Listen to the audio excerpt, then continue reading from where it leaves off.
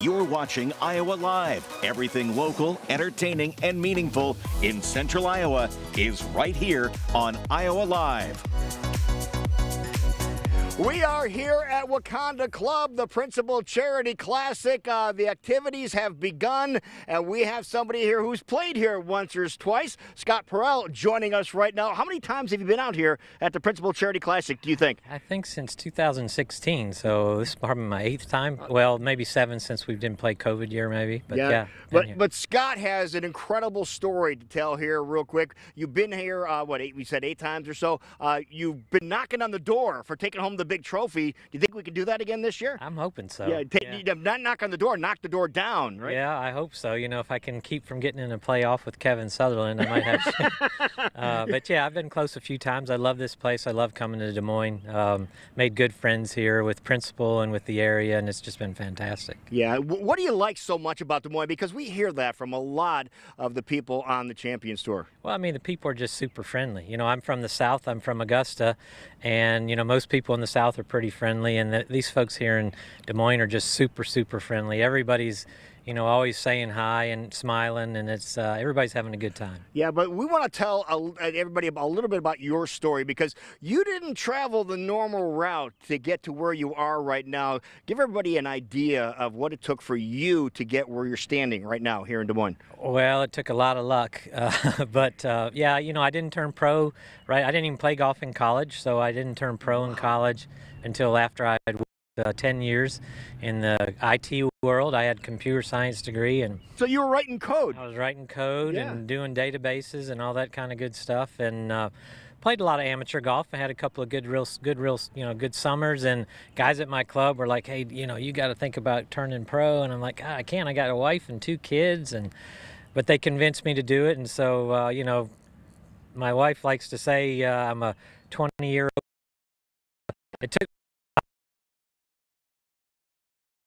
a whole lot of success until I got late in my 40s. Wow. Now, for those folks that are watching right now, you know, there are a lot of people that always have these aspirations of they're turning pro, and they're saying, oh, I didn't do it early enough. You're proof that you do it if you have the desire. You do, but it's tough. I tell you, you got to have a lot of support. My wife's been fantastic. I had a lot of friends who kind of were in the similar situation.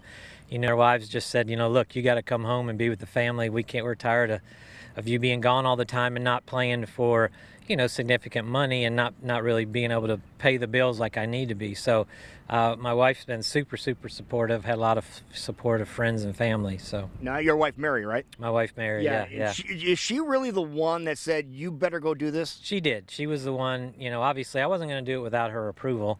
Most guys can't, without their wife's approval. Exactly. So, you know, she said, look, you got to do this. I don't want you to be 50, 60 years old wondering, you know, all these what ifs and regretting the fact that you didn't try.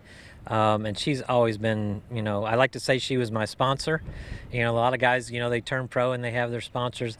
My wife was my sponsor. So. Right. Now, you went through what Q school in order to get to where you are now. What is Q school for those people that don't know? So Q school is basically just another tournament that has guys in it, and then the top, on this tour, only the top 5 actually earn then their card to be on the PGA Tour Champions. So, you know, you start out with hundreds and hundreds of guys, and it whittles down all the way to 5. So it's a tough road to get through, which that's how it should be. Most of the guys on this tour obviously had historic and great careers on the PGA Tour, and they're the majority of the guys who should be out here getting to, you know, get the fruits of their labors per se. But they open it up enough to where, you know, they let 5 guys who are guys like me, you know, trying to live their dream to go to qualifying school and earn their way out here. Yeah, and how often do you have to go through the Q school?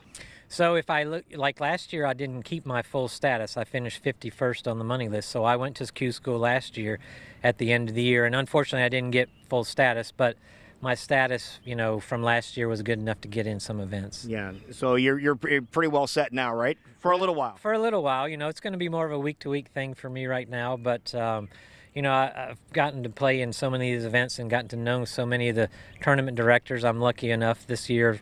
to be given a spot in tournaments like this, because I try to do as much as I can for the community while I'm out here. Yeah, and speaking of the community, how much does that play into what you're doing out here for the community and for the charities that benefit from the Principal Charity Classic? I mean, for sure, this one has got to be one of the best on our tour as far as how much they do for the community.